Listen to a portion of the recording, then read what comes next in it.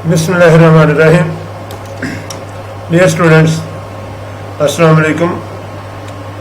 I am Wasim Beg again here with you all.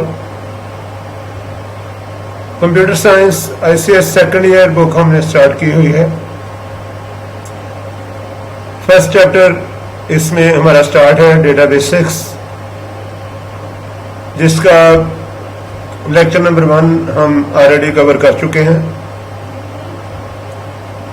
जिसमें हमने 1.1 overview, 1.2 traditional file system को देखा. आज हम 1.3 डेटाबेस सिस्टम से ये स्टार्ट करेंगे. ये हमारा डेटाबेस 6 चैप्टर नंबर 1 का लेक्चर नंबर 2 है. डेटाबेस 6 चैप्टर नंबर 1 में हमने ओवरव्यू में देखा कि डेटा क्या है, raw facts and figures, information क्या है, process form of data, operations different जो परफॉर्म किए जाते हैं, जिसमें डेटा कैप्चरिंग है, डेटा मैनिपुलेशन है. और फर्दर डेटा मैनिपुलेशन में हमने देखा कि डेटा को क्लासिफाई कर सकते हैं, कैलकुलेट कर सकते हैं, उसको सॉर्ट कर सकते हैं, समराइज कर सकते हैं, और इसी तरीके से मैनेजिंग द आउटपुट रिजल्ट्स में हमने स्टोरिंग, रिट्रीवल और कम्युनिकेशन और रिप्रोडक्शन ऑफ डेटा को देखा. फिर हमने ट्रेडिशनल फाइल सिस्टम 1.2 में देखा कि रिकॉर्ड क्या होता है, a collection of related fields, facts about something, और फाइल क्या होती है, a collection of related records. फिर हमने फाइल टाइप्स को देखा. यूजर व्यू पॉइंट से फाइल की 3 टाइप्स हैं, master file, transaction file and backup file. और इसी तरीके से अगर आप देखें फंक्शनल व्यू पॉइंट से, तो हमारे पास 2 टाइप्स हैं फाइल की, program files and data files. और अगर आप स्टोरेज व्यू पॉइंट से देखें तो हमारे पास 3 टाइप्स हैं, सीक्वेंशियल फाइल्स, डायरेक्ट और random files and index sequential files. आज का हमारा टॉपिक 1.3 है, databases. A database is the collection of logically related data sets और files. ये लास्ट लेक्चर में हम ये स्टडी कर चुके हैं कि फाइल्स को हम डेटा सेट्स भी कहते हैं. Data sets are collection of related records and the set of related records is called a file और a data set. So now a database is the collection of logically related data sets or files. Normally these files data sets are of different nature, used for specific purpose. These may be organized in various ways to meet various processing and retrieval requirements of the organizations or users. For example, a bank may have separate files for its clients. जिन लोगों ने bank में accounts खुलवाए होते हैं, उनकी files का set bank के पास होता है. सेविंग अकाउंट्स सेपरेट पड़े हैं. ऑटोमोबाइल लोन्स, जो लोग गाड़ियां लेते हैं लोन के ऊपर, उनका रिकॉर्ड सेपरेट पड़ा है. पर्सनल लोन्स, जो लोग ज़ाती खर्चे के लिए लोन ले लेते हैं, जैसे फ़ी देनी है, तो वो पर्सनल लोन्स कहलाते हैं. और क्लाइंट्स बायोग्राफिक इंफॉर्मेशन, और जो उनके पास अकाउंट होल्डर्स हैं, उनकी सारी बायोग्राफिक इंफॉर्मेशन, कहाँ रहता है, उसकी पिक्स वगैरह, CNIC कार्ड की कॉपीज, उसके फिंगरप्रिंट्स वगैरह, वो सेपरेट रखे जाते हैं. The banks client customer database would include records from each of these files using a series of programs. Data for any client may be added, retrieve और updated depending upon the activity at a particular time. तो अब इसको आप थोड़ा understand करने की कोशिश करें कि अभी जैसे हमने देखा कि जो एक बैंक है, उसकी अगर हम एनवायरनमेंट की स्टडी करें तो उसमें बैंक का बेसिक पर्पस क्या होता है. लोग वहाँ पे अपने अकाउंट्स ओपन करते हैं और अकाउंट होल्डर्स की इंफॉर्मेशन जो सी वो बैंक अपने पास रखता है, और फर्दर वो उसको कैटेगराइज कर लेता है कि जो उनके पास जो उनके क्लाइंट्स हैं, यानी जिन लोगों ने अकाउंट्स ओपन किए हुए हैं, क्या वो सेविंग अकाउंट्स हैं उनके, या उन्होंने गाड़ी का लोन लिया हुआ है, या घर बनाने के लिए उन्होंने लोन लिया है, या उन्होंने पर्सनल फाइनेंसिंग करवाई हुई है, कुछ पैसे उनको वक्ती तौर पे चाहिए थे, जैसे किसी को शादी के लिए पैसे चाहिए, या यूनिवर्सिटी कॉलेज की फ़ी या अब्रॉड विजिट करना है तो वो बैंक से लोग लोन ले लेते हैं गारंटी देकर। तो इसी तरीके से जो बायोग्राफिक इन्फॉर्मेशन है उस बंदे का जो रिकॉर्ड है कि कहीं वो क्रिमिनल तो नहीं जो इतना पैसा बैंक में आके जमा करवा रहा है, या जैसे अभी हमारे यहाँ पे टेररिज्म का दौर था तो लोग उनके पास बहुत पैसा था वो बैंक को यूज़ करते थे, या मनी लॉन्ड्रिंग की आपने एग्जांपल देखी होगी। तो इसलिए क्लाइंट का जो सारे का सारा डेटा वो बैंक अपने पास स्टोर रखता है। और डेटा के साथ जो ऑपरेशन किए जा सकते हैं वो ये है कि डेटा या तो स्टोर किया जा सकता है, या उसको आप वहाँ से रिट्रीव कर सकते हैं, या आप उसको डिलीट कर सकते हैं जो स्टोर्ड डेटा है, या आप उसको अपडेट या मॉडिफाई कर सकते हैं। तो डेटा कैन बी इंसर्टेड जिसको स्टोर करना कहते हैं, कैन बी रिट्रीव्ड जिसको सिलेक्ट करना कहते हैं, can be updated and can be deleted. तो ये डेटा के साथ ऑपरेशन जो से वो किए जा सकते हैं। नॉर्मली जो लार्ज डेटाबेसेस हैं जैसे नादरा की डेटाबेस है या गवर्नमेंट एजेंसीज की डेटाबेसेस हैं, उनके रिकॉर्ड्स को डिलीट नहीं किया जाता, वो फॉर एवर वहाँ पे पड़े रहते हैं क्योंकि कभी भी किसी भी रिकॉर्ड की ज़रूरत पड़ सकती है। हाँ, ये कि उनको वक्ती तौर पे डेटाबेस से गायब कर दिया जाता है, उनके ऊपर एक टैग लगा दिया जाता है डिलीटेड का टैग, और डिलीटेड टैग लगाकर उन रिकॉर्ड्स को जो सा वो हाइव्स में भेज दिया जाता है, उनको बैक में भेज दिया जाता है ताकि जो जब जरूरत पड़े तो उन रिकॉर्ड्स को दोबारा रिकॉल किया जा सके।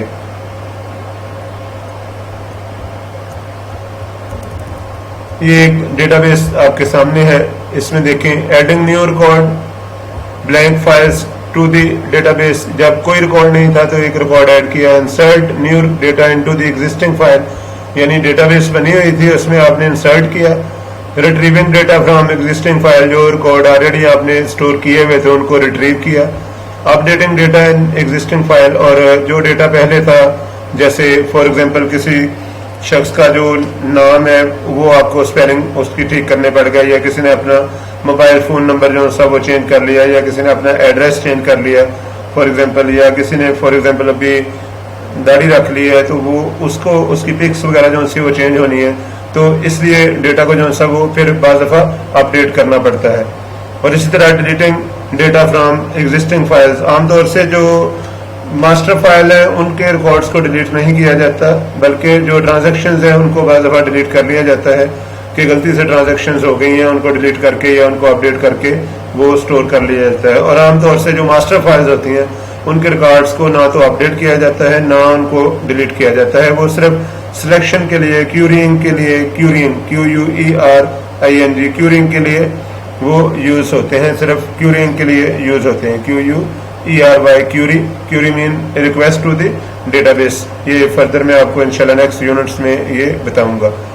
और रिमूविंग एग्जिस्टिंग फाइल्स एम्प्टी और अदरवाइज फ्रॉम द डेटाबेस, तो जैसे ये आपके सामने एक डेटाबेस पड़ी है, इसको देखें जरा, ये पूरी डेटाबेस है जिसमें डिफरेंट टाइप के रिकॉर्ड्स हैं, यानी उसमें फाइल्स पड़ी हैं जिनको आप डेटा सेट्स भी कहते हैं। और फाइल्स जैसे अगर आप एक मेल की फॉर एग्जांपल जो सी वो एग्जांपल लें तो ये एप्लीकेशन प्रोग्राम्स हैं, ये वेबसाइट है, ये एक प्रोग्राम है जो उस डेटा को यूज़ कर रहा है, और ये डाटा एंट्री प्रोग्राम है, और ये उसके ऑनलाइन यूजर्स हैं जो इसको एक्सेस कर रहे हैं। तो ये डेटाबेस है जिसमें उसकी डेटाबेस के अपना DBMS इंजन है, और इसके अलावा डिफरेंट टाइप की उसकी फाइल्स हैं जिसको हमने मास्टर फाइल, ट्रांजैक्शन फाइल और बैकअप जो सा वो फाइल की शक्ल में अभी जो सा वो स्टडी किया। तो आगे चलते हैं, देखते हैं। The figure shown above is intended to illustrate the point that a database system involves 4 major components, namely data, hardware, ये दूसरी चीज़ है, यानी और सॉफ्टवेयर एंड पर्सनल, यानी जो डेटाबेस है इसमें कितनी चीज़ें हो सकती हैं। डेटाबेस में 4 चीज़ें होंगी, यानी डेटा इटसेल्फ होगा, हार्डवेयर होगा, सॉफ्टवेयर होगा, और वो लोग जो उस डेटा को यूज़ करते हैं। यानी डेटाबेस में 4 चीज़ें जो उनसे उनका कनेक्शन होगा। डेटा इटसेल्फ होगा, हार्डवेयर होगा जो उस डेटा को स्टोर, रिट्रीव, इंसर्ट करने के लिए यूज़ हो रहा है, सॉफ्टवेयर जो उसमें डेटा फीड कर रहे हैं या जिनके थ्रू हम डेटा को मॉडिफाई कर रहे हैं या डेटा को हम डिलीट कर रहे हैं, और इसके अलावा पर्सनल, वो लोग जो डेटा को या तो वो मैनेज कर रहे हैं या वो उसको यूज़ कर रहे हैं। تو ڈیٹا بیس 4 مختلف، یعنی ابھی ہم نے دیکھا کہ 4 چیزیں اس میں پارٹیسپیٹ کریں گی. There are 4 components of a database: data, hardware, software and personnel. تو جو پرسنل ہیں ان کے بغیر ڈیٹا جو ہے اس کا وجود ممکن نہیں ہے. ہارڈ ویئر کے بغیر ڈیٹا بیس کا وجود ممکن نہیں ہے. سافٹ ویئر کے بغیر آپ ڈیٹا بیس کو ایکسیس نہیں کر سکتے، اور ڈیٹا نہیں ہوگا تو یہ سبھی جو باقی آپ کا ہارڈ ویئر، سافٹ ویئر اور پرسنل ہے ان کی کوئی لاجک نہیں بنتی. ڈیٹا بیس آبجیکٹس کی بات کرتے ہیں. اب دیکھیں جیسے میں نے ابھی آپ کو بات کی کہ جو ڈیٹا بیس ہے اس کے اب کچھ آبجیکٹیوز ہیں. ڈیٹا بیس بنانے کا پرپز کیا ہے، اس کے آبجیکٹیوز کی جب ہم بات کریں گے کہ ڈیٹا بیس آبجیکٹیوز کیا ہیں، ڈیٹا بیس کیوں بنائی جاتی ہے، تو اس میں جو ہم چیزیں اسٹڈی کرنے جا رہے ہیں وہ ہے نمبر 1 تو ڈیٹا انٹیگریشن ہے. اب ڈیٹا انٹیگریشن کیا ہے؟ سالمیت ڈیٹا انٹیگریشن. یعنی جیسے اگر آپ ایگزامپل لیں کہ اسلام آباد از دی کیپٹل سٹی آف پاکستان، تو اب جو ہمارے پروونسز ہیں جس میں بلوچستان ہے، سندھ ہے، پنجاب، خیبر پختونخوا اور گلگت بلتستان، ان سب کو کمبائن ایکچولی کیا ہوا ہے فیڈرل گورنمنٹ نے. تو integrity of Pakistan lies behind the set of 5 major provinces, جو ابھی نیملی پنجاب، سندھ، بلوچستان، خیبر پختونخوا اینڈ گلگت بلتستان. تو اب ان کی انٹیگریشن، ان کا آپس میں مل کر کام کرنا یہ بہت ضروری ہے. تو اگر یہ صوبے اپنا اپنا کام کرنا شروع کر دیں، جیسے ابھی رفٹ ہے کہ فار ایگزامپل جو سندھ ہے یا پنجاب ہے یا بلوچستان میں تھوڑی بہت کرائسس جو ان سے وہ چلتے رہتے ہیں، تو اب ان کرائسس کا الٹیمیٹلی نقصان فیڈریشن کو ہوتا ہے. تو جو ڈیٹا بیس ہے وہ انٹیگریشن پرپز کے لیے ہوتی ہے کہ یہ ڈیٹا کو انٹیگریٹ کرتی ہے، ڈفرینٹ ڈپارٹمنٹس کا ڈیٹا، ڈفرینٹ پرسنلز کا ڈیٹا جو صاحب اس کو وہ یہ انٹیگریٹ کرتی ہے. تو اگر فار ایگزامپل بینک کے ابھی جیسے میں نے آپ کو بتایا کہ وہاں سیونگ اکاؤنٹس بھی ہیں، وہاں پہ گاڑیوں کے یا ہاؤس لون بھی ہے، وہاں پہ پرسنل لونز بھی ہیں. اسی طریقے سے وہاں پہ ہم نے بات کی کہ جو بایوگرافک انفارمیشن وہ بھی پڑی ہے. اس ساری انفارمیشن کا آپس میں انٹیگریٹ ہونا بہت ضروری ہے. یہ نہیں کہ ایک اب جہاں پہ اس شخص نے گاڑی کے لیے لون لیا وہاں پہ اس کا موبائل نمبر اور ہے، جہاں پہ اس نے گھر کے لیے لون لیا وہاں موبائل نمبر اور ہے. تو یہ سبھی جگہ ڈیٹا جو سا وہ انٹیگریٹڈ ہونا چاہیے. اور اس سے بینیفٹ یہ ہوگا کہ جب آپ اس کو ٹریک ڈاؤن کریں گے تو بڑی آسانی سے آپ جو سا اس ڈیٹا کو جو سا وہ ٹریک کر سکیں گے. In a database information is coordinated from different files and operated on a single file logically. The information is centralized. یعنی ایک مین پوائنٹ پہ سارا انفارمیشن پڑی ہے، وہیں سے ایکسیس ہو رہی ہے. Physically data may be located on different devices, that is scattered around over on different locations connected through data communication links. یعنی مین ڈیٹا جو سا وہ ان کا مین سرور میں پڑا ہے. اس کے علاوہ یہ پاسبل ہے کہ ڈیٹا جو ہے وہ فار ایگزامپل لاہور سے ایکسیس ہو رہا ہے، کراچی سے، اسلام آباد سے ایکسیس ہو رہا ہے، لیکن وہ ایکچولی سینٹرلائز طور پہ ایک ہی جگہ پہ جا کے اپڈیٹ ہو رہا ہے، وہیں پہ ایڈ ہو رہا ہے، وہیں پہ جا کے وہ ڈیلیٹ ہو رہا ہے. تو اگر مین فائلز کو کوئی ماڈیفائی کر دے تو وہ سبھی جگہ پہ ماڈیفکیشن ہو جائے گی آٹومیٹکلی. اور اس کا بینیفٹ یہ ہوگا کہ آپ کی جو ڈیٹا انٹیگریشن ہے وہ بہت زیادہ بڑھ جائے گی. ڈیٹا انٹیگریٹی اگر آپ سالمیت کی بات کریں، اب دیکھیں جو ڈیٹا آپ نے ڈیٹا بیس میں اسٹور کیا ہے وہ اس پرپز کے لیے اسٹور کیا ہے کہ آپ نے اس کو بعد میں ریٹریو کرنا ہے. تو اگر آپ فار ایگزامپل اپنی الماری میں کچھ رکھیں اور بعد میں نکالیں اور وہ آپ کو نہ ملے تو یہ انٹیگریٹی تو نہیں ہے. تو انٹیگریشن باہم مل کے کام کرنا ہے. انٹیگریٹی مین سالمیت کہ جو آپ نے رکھا تھا وہ حفاظت سے ہے. انٹیگریشن انٹیگریٹی ملتے جلتے الفاظ ہیں، ان سے کنفیوز نہ ہو. انٹیگریشن مین مل کر کام کرنا کوآرڈینیٹڈ وے میں، اور انٹیگریٹی مین سالمیت پورے کا پورا وہ اس کا وجود زندہ ہو، اس کا وجود زندہ ہو، پورے کا پورا اس کا وجود جو سا وہ زندہ ہو. یہ اس کی انٹیگریٹی ہے، یا جس کو ہم بقا بھی کہہ سکتے ہیں. If data item is contained in more than one file, then all file must update if that item is changed. In a database, only one copy of data is kept, therefore the data is more consistent. تو اب data کا consistent ہونا مین کہ جہاں پہ بھی اس کا جو بھی ریکارڈ ہے وہ سارے کا سارا سیم ہے. یعنی اس میں یہ نہیں ہے کہ کہیں پہ نام اور ہے، کہیں پہ نام کے اسپیلنگ اور ہے، بلکہ وہ انٹیگریٹڈ ڈیٹا جو ہے وہ कंसिस्टेंट है, यानी जब आप डेटा को रिट्रीव करते हैं तो आपको वही रिकॉर्ड मिलते हैं जो आपको एक दिन पहले मिले, फिर आप अपडेट करते हैं तो सभी जगह अपडेट हो जाता है। तो जितने उसके सेट्स हैं वो ऑटोमेटिकली अपडेट हों, और ये उस वक्त होंगे जब जो डेटा फाइल्स हैं वो आपस में इंटीग्रेटेड होंगी। तो अगर डेटा सेट्स या फाइल्स आपस में इंटीग्रेटेड है विद इन ए डेटाबेस, तो इंटीग्रिटी जो सी वो कंसिस्टेंट होगी, डेटा जो सा वो कंसिस्टेंट होगा, उसमें कोई गलती नहीं होगी।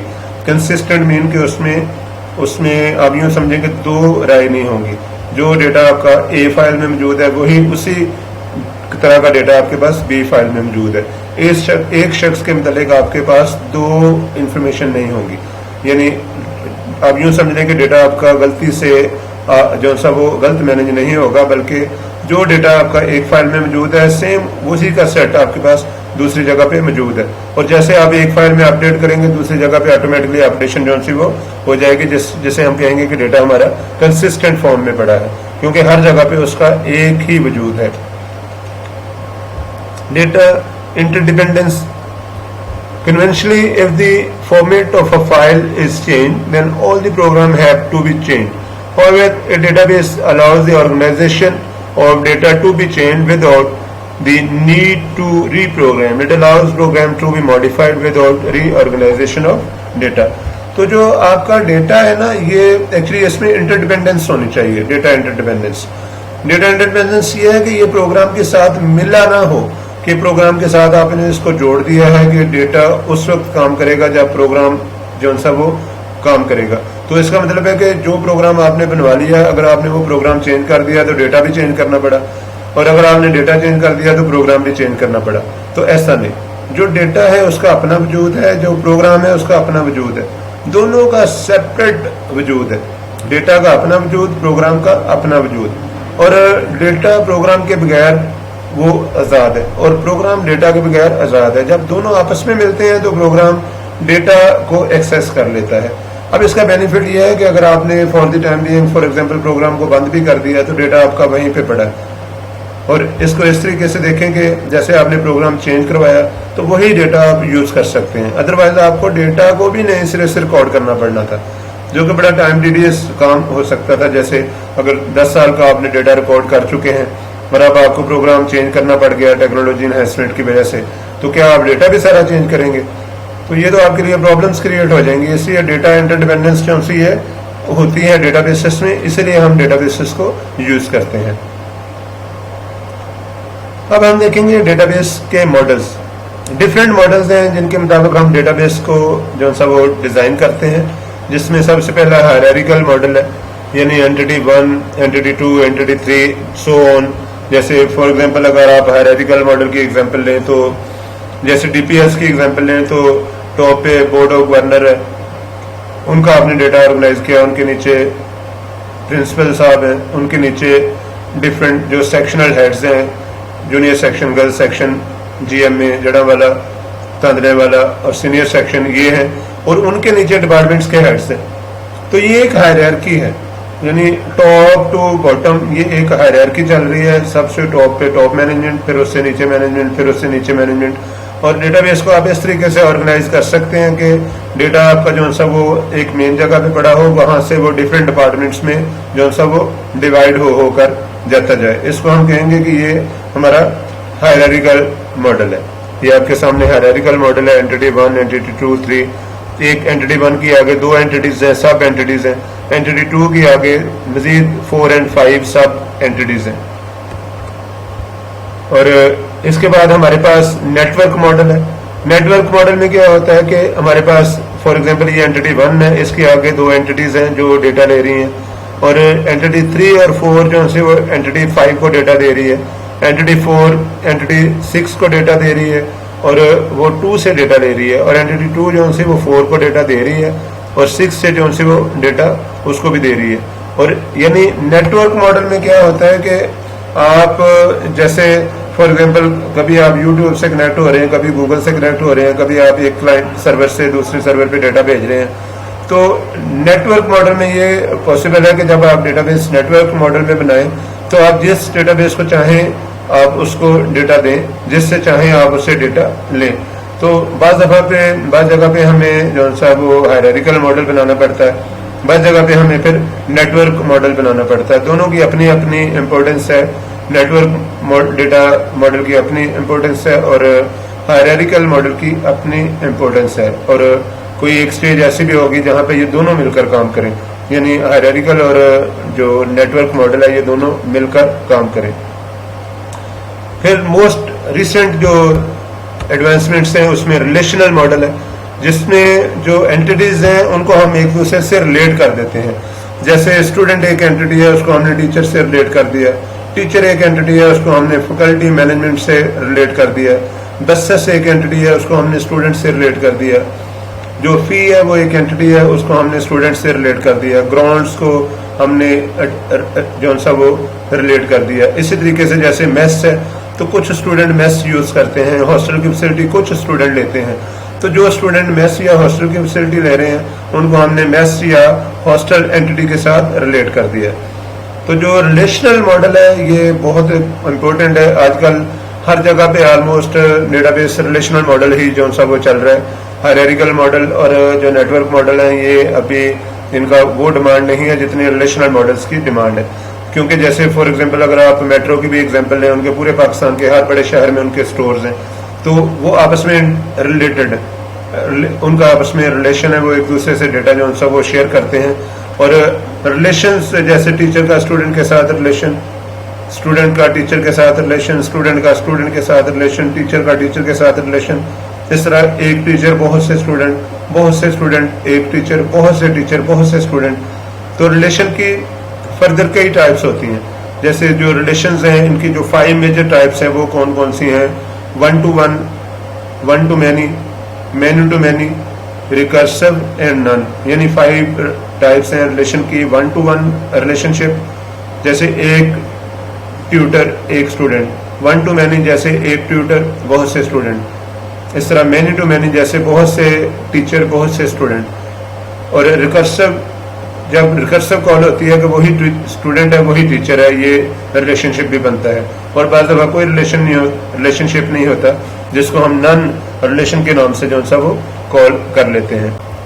اس طرح یہ ہمارا سیکنڈ لیکچر جو سا وہ کنکلوڈ ہوتا ہے, جس میں ہم نے ڈیٹا بیس کے مختلف ماڈلز تک اسٹڈی کر لیا. انشاءاللہ نیکسٹ ہمارا جو ٹاپک ہے وہ 1.4 ہوگا, ڈیٹا بیس مینجمنٹ سسٹم. تب تک کے لیے اجازت دیجیے. اللہ حافظ.